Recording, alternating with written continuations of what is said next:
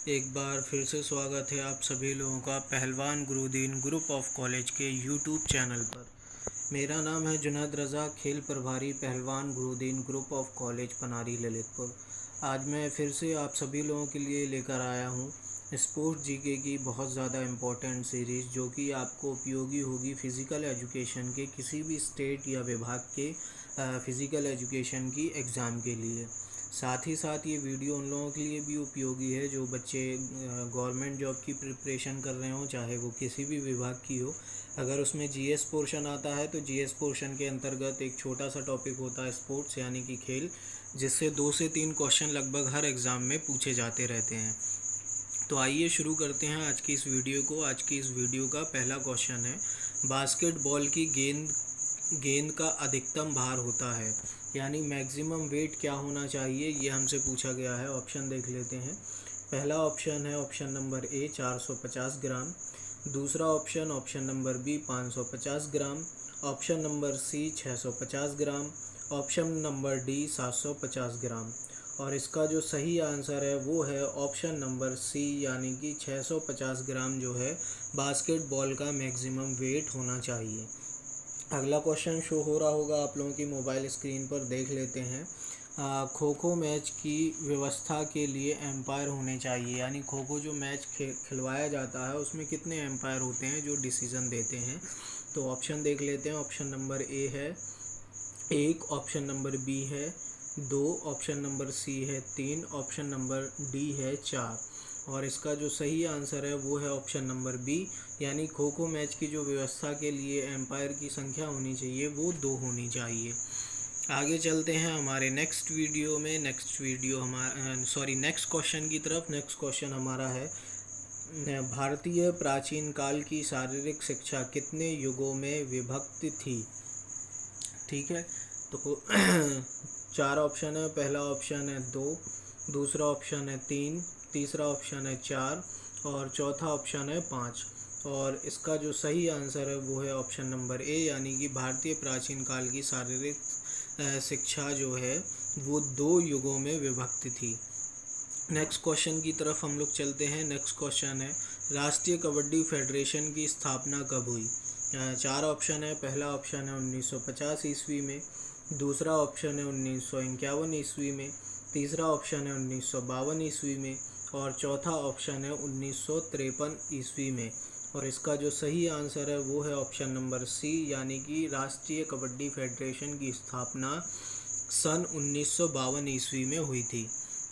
Next question देखते हैं। Next question हमारा है, राष्ट्रीय कबड्डी फेडरेशन द्वारा पहली राष्ट्रीय कबड्डी प्रतियोगिता पुरुषों के लिए कब आयोजित की।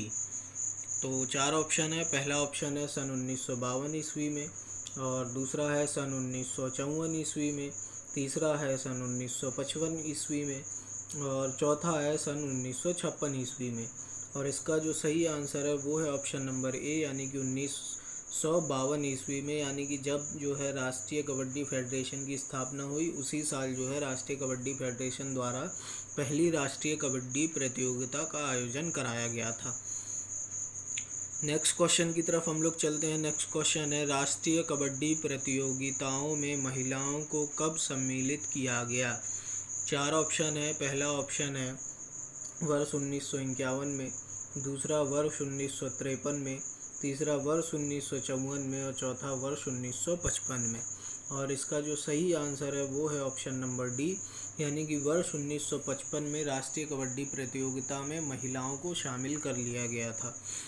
नेक्स्ट क्वेश्चन की तरफ हम लोग चलते हैं। नेक्स्ट क्वेश्चन हमारा है, हॉकी में गेंद एक गोल रक्षक के पैडों में फंस जाती है तो उसके बाद खेल पुनः आरंभ कैसे होता है, यानी कि जो अपनी सेफ्टी के लिए पैरों में जो पैड पहने रहते हैं, अगर उस पैड में गेंद फंस जाती है तो फिर दोबारा मैच कैसे आरंभ किया जाएगा, ये हमें इस क्वेश्चन में हमें बताना है।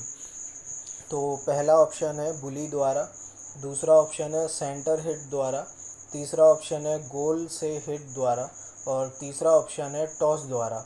और इसका जो सही आंसर है वो है ऑप्शन नंबर ए, यानी कि बुली द्वारा हॉकी के मैच को प्रारंभ किया जाएगा दोबारा से, अगर गोलकीपर के पैडों में बॉल फंस जाती है तो।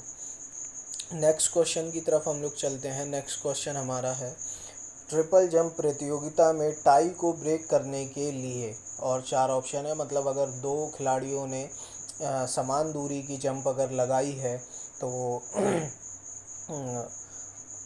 उसको पहला और दूसरा स्थान देना है, तो इस टाई को ब्रेक कैसे किया जाएगा। तो पहले ऑप्शन देख लेते हैं। पहला ऑप्शन है अगले श्रेष्ठ निष्पादन पर विचार किया जाएगा। दूसरा, एक अतिरिक्त कोशिश का मौका दिया जाएगा। सभी प्रयासों पर विचार किया जाता है। और तीसरा है उपरोक्त किसी भी एक को अपनाया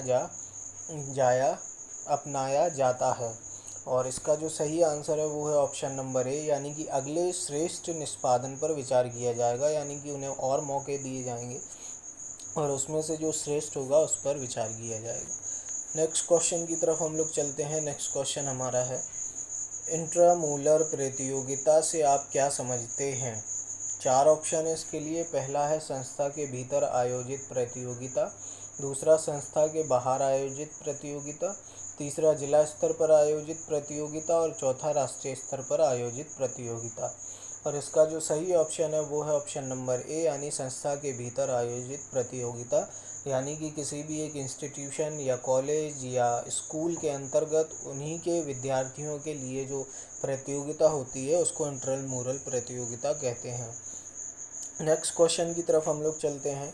110 मीटर बाधा दौड़ में कितनी बाधाएं होती हैं। पहला ऑप्शन है 12, दूसरा ऑप्शन है 4, तीसरा ऑप्शन है 10 और चौथा ऑप्शन है 8।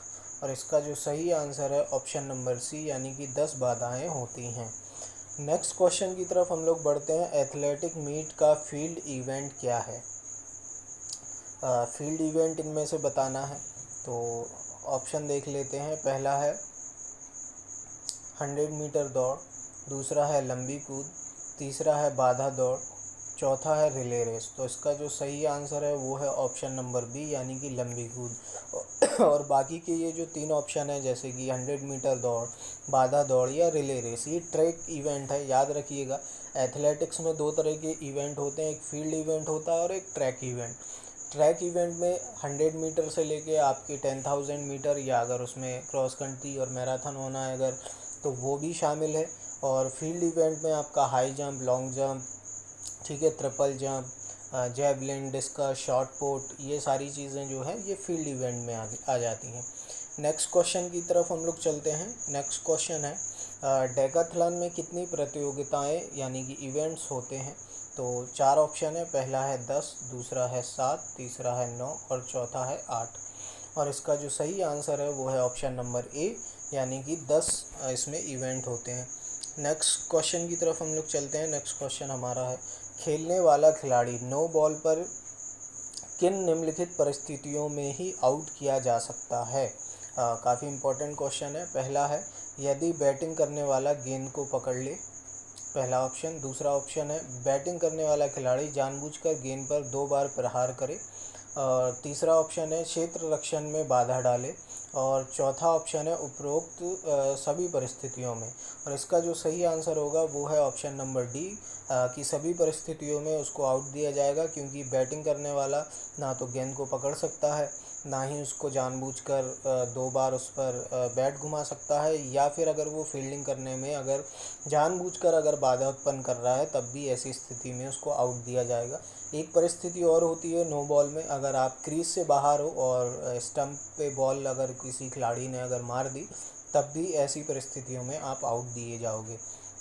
नेक्स्ट क्वेश्चन की तरफ हम लोग चलते हैं। नेक्स्ट क्वेश्चन हमारा है नेक्स्ट क्वेश्चन है बैटिंग करने वाला खिलाड़ी, यहाँ पे थोड़ी सी प्रिंटिंग मिस्टेक है, बैटिंग लिखा है तो आप लोग उसको ठीक कर लीजिएगा। बैटिंग करने वाला खिलाड़ी यदि नो बॉल पर प्रहार करता है तो उस प्रहार के फलस्वरूप बनाए गए रन को, यानी कि रन को क्या कहेंगे ये हमें बेसिकली बताना है। पहला है रन नहीं माना जाता है, दूसरा रन को खिलाड़ी के खाते में जोड़ दिया जाता है, तीसरा नो बॉल का दंड दिया जाता है और चौथा है बॉलर को ऐसा ना करने का संकेत दिया जाता है। तो इसका जो ऑप्शन के हिसाब से सही है वो है ऑप्शन नंबर बी, यानी कि जो नो बॉल पर रन मिलेंगे वो बैट्समैन के खाते में जोड़ दिया जाएगा। ठीक है, नेक्स्ट क्वेश्चन की तरफ हम लोग चलते हैं। नेक्स्ट क्वेश्चन हमारा है वाइड होती है कब होती है? जब बॉलिंग की गई गेंद इतनी ऊंची हो या विकेट से इतनी हटकर हो कि बैटिंग करने वाले खिलाड़ी की सामान्य सामान्य स्थिति में पहुंच से बाहर हो, पहला ऑप्शन है। दूसरा ऑप्शन है जब बॉलिंग की गई बॉल बाउंस हो। तीसरा ऑप्शन है जब बॉल विकेट से बचते हुए सीधे सीमा रेखा से बाहर चली जाए। तो और चौथा ऑप्शन है कि उपयुक्त में से कोई नहीं। और इसका जो सही आंसर है वो है ऑप्शन नंबर ए, यानी कि जब सामान्य स्थिति में बैटिंग करने वाले खिलाड़ी से बॉल ऊपर होती है, या तो बहुत ज़्यादा सर के ऊपर से निकल जाए या जो वाइट का जो मार्क होता है उससे बाहर चली जाए, तो ऐसी स्थिति में खिलाड़ी की जो स्थिति होती है उससे उसके पहुंच से बाहर होती है, इसलिए वो वाइट बॉल दी जाती है। नेक्स्ट क्वेश्चन की तरफ हम लोग चलते हैं। नेक्स्ट क्वेश्चन हमारा है बास्केटबॉल खेल का प्रदर्शन ओलंपिक के किस खेल से शुरू हुआ? पहला ऑप्शन है लॉस एंजलिस 1984। दूसरा ऑप्शन है इसमें म्यूनिक 1972। तीसरा ऑप्शन है टोक्यो 1964 और चौथा ऑप्शन है सेंट लुइस 1904। इसका जो सही आंसर है वो है ऑप्शन नंबर डी, यानी कि सेंट लुइस 1904 को बास्केटबॉल का जो खेल है वो ओलंपिक में शामिल कर लिया गया था, या कह दीजिए शुरू कर लिया गया था ओलंपिक में। नेक्स्ट क्वेश्चन है इंटरनेशनल बास्केटबॉल फेडरेशन का गठन कब किया गया?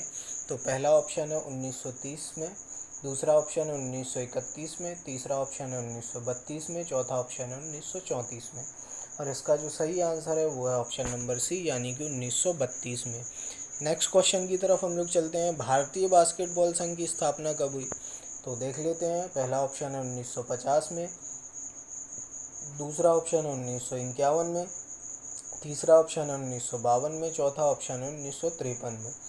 और इसका जो सही आंसर है वो है ऑप्शन नंबर ए, यानी कि 1950 में। नेक्स्ट क्वेश्चन की तरफ हम लोग चलते हैं। नेक्स्ट क्वेश्चन हमारा है बास्केटबॉल में अधिकतम खिलाड़ियों की संख्या कितनी होती है? पहला ऑप्शन है 12, दूसरा है 10, तीसरा है 8 और चौथा है 5।